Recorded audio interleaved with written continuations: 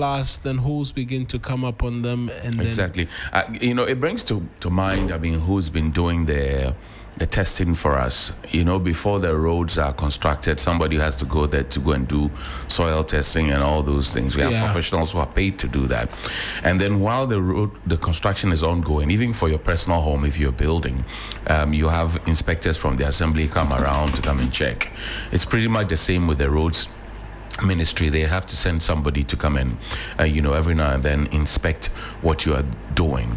And when the project is finally done, then you have to hand the project over. Somebody has to come and authenticate that the specifications that were given to you by the government so to achieve have actually been, all the boxes have been ticked and you have actually achieved them.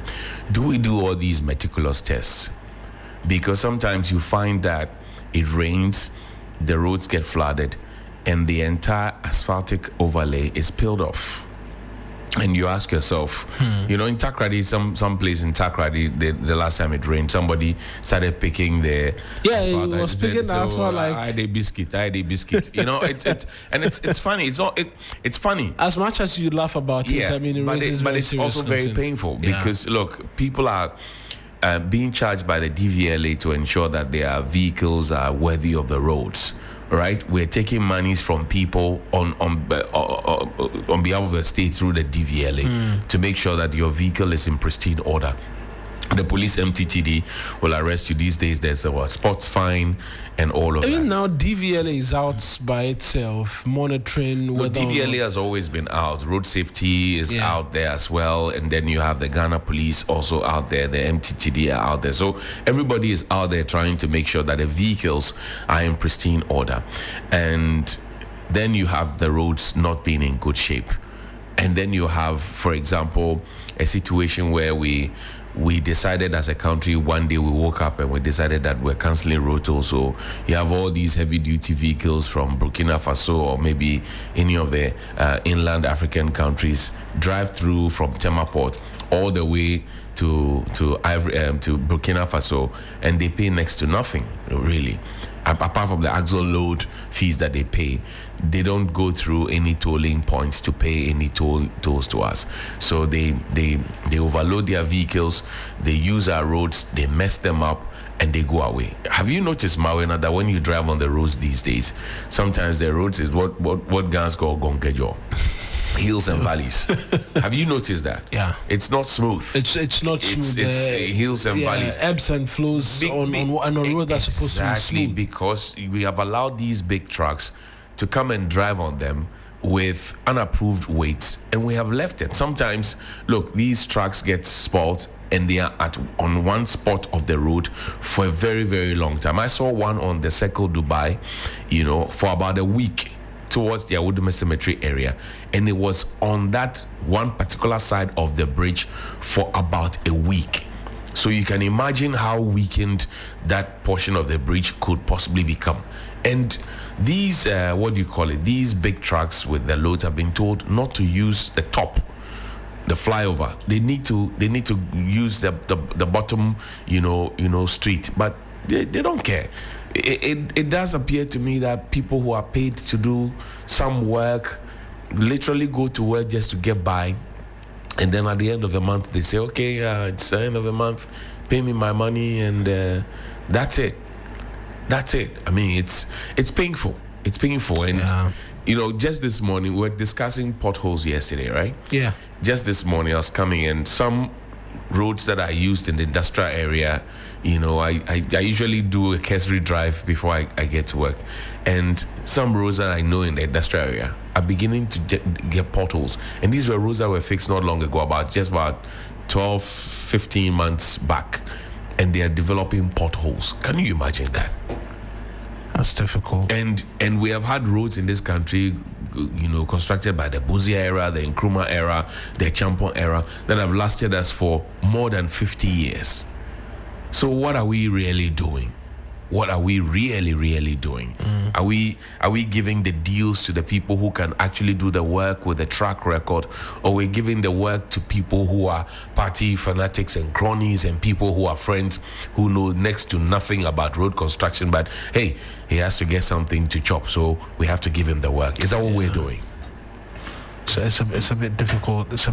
But let's listen to Alban Bagbin, who's the Speaker of Parliament as well. Yesterday, the family of the late Adwoa Safo paid courtesy call on him, and he had interesting thoughts. The late Kwadwo Safo. Oh, the late led Kwadwo by Adwoa Safo. Led by Adwoa Safo. Don't kill Adwoa Safo. I beg. I apologize unreservedly for the mix-up. And I called her my daughter because the time I used to come there, she was a small girl. So I started calling her my daughter before she joined politics and came to join me in Parliament. And she remained my daughter. But we belong to different political traditions. So because she's my daughter and we love each other, even when I was contesting to be Speaker, they thought she voted for me.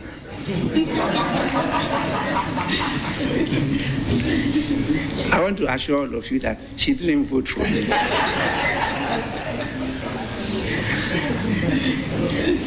And that was a false accusation. And she suffered the consequences. She voted for the position of her party, not for me. I'm using this opportunity to dispel that decision because it's still hanging around. And people are still using it against her. Because I know those who voted for me. I've been in this system for long. And I know the business of politics. So I know those who voted for me. That's the Speaker. Speaker Bagbin. Yeah, says that he knows those who voted for him. So the controversy about whether or not Adwoa Safo was in Parliament or was not in Parliament, that settles it.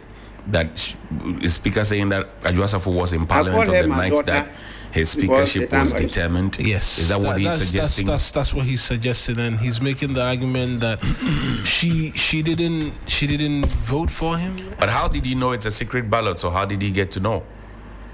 He says does he have some divination he's been abilities that we long. don't know about? Because the lady had a mask, so maybe she was just shaking her head. No, you vote for it, then she was shaking her head. Yeah, but the point is that if it's a secret ballot, how would he have known? You get my point. It's a secret ballot. Oh, I suspect there's whisperings and memories. They will have conversations in the aftermath. I think. I just think, to be very honest, because so the first one that Carlos Anyankra took away and chewed some. That one I just have voted for. No, no, relax. Don't fight back. No, I'm not fighting back. I want to just offer. So that chewing, that entire chewing thing, that wasn't another vote. They decided because Carlos Anyankra was forced to vomit the ballot. Was forced to chew. No, they didn't vote again. No, the minority then it was 137, 138. Yeah. No, it was the 137 plus for Mina. Yes, for Mina. I just rounded up. Yeah. But how many did he chew? Because they would have ended up counting. Helen. we for how many he chewed, we cannot attest. And a very big morning to the now Interior Minister, who did some chasing on that morning. Yeah, he chased him, gave him a hot chase. Yeah, we're laughing about this, but it's a very big dent on the image of Parliament. Yeah, and also the fact that the military actually Speaker Bagbin, I understand that the colonel now is a brigadier general. I mean, in any serious society, he wouldn't have gone a rank higher. But Speaker Bagbin should take it up as a responsibility to find those who ordered for the raid into the Chamber of Parliament. You always mention this. Why should we be concerned? Well, he should be concerned because it was for his election, and presently in Parliament, if we're looking for the person who has been in Parliament the longest, it is him. If we have to preserve the sanctity of Parliament, we will have to look up to people like him. His friends, the illiterates, the St. Mensa Bonsus, the J.H. Mensens, blah, blah, blah, they have all left. That's right. Right? Some are dead. So if we have to look at the preservation of the sanctity of Parliament, pretty much like how he chooses to enforce that I've been here for long, I know the rules, you cannot do this, you cannot do that. He knows that nobody is allowed to be on the floor of Parliament if you are not a member of Parliament. Even for us pressmen who cover Parliament, it is by special dispensation that you get an opportunity to be on the floor. So for somebody to have come into the chamber on such an occasion when we had no president, no vice president, there could have easily been a coup. No Speaker of Parliament, there could have been a coup.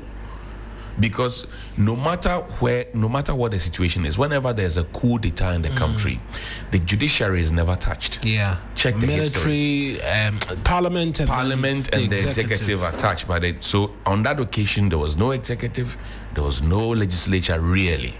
That's right. So there could have easily been a coup. And if we don't punish people for doing that, we will get people to come. Because how is it that the defense minister at the time knew nothing about it? Interior Minister said I knew nothing about it. National Security said I knew nothing about it. Were they not just denying? No, but who? There was a call ordered, that was placed. Yeah, but so who ordered it? The narrations. Who ordered it? Somebody ordered it. The military are not zombies. They don't just move. The marshals in Parliament, most of them are high-ranking military persons, so they understand regimented space and law and order. So it behoves on Speaker Bagbin, in this instance, as he gets into his second term and runs through, he must do Ghanaians a favor by finding out who placed that call and where those people were marshaled for.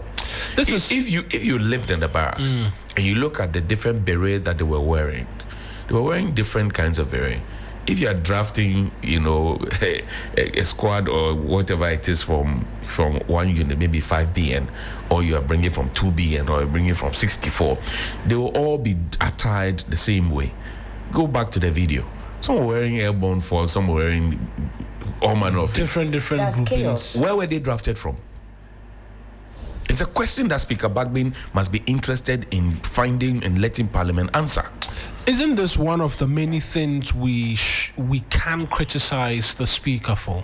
Because to Mike, that's more recent. Exactly. That's the point I'm coming to. Perhaps we'll have to fire him a bit in terms of his conduct and how well he's been able to have Ghanaians get closure on some very, very important issues. Helen mentions Tutu Mike incident. That report by Bejra has been ready for God knows how long. Look, it's never been brought before the House for a conversation. Has a case to answer because he too had threatened to beat somebody the year prior in Parliament. So only they know what is going on. Let's do Johnny's bite. But some tenants are not proactive at all.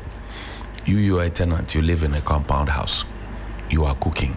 Your landlord is pacing up and down. The food is ready. You are sharing. You can't see that your landlord is hungry. To sort your landlord out.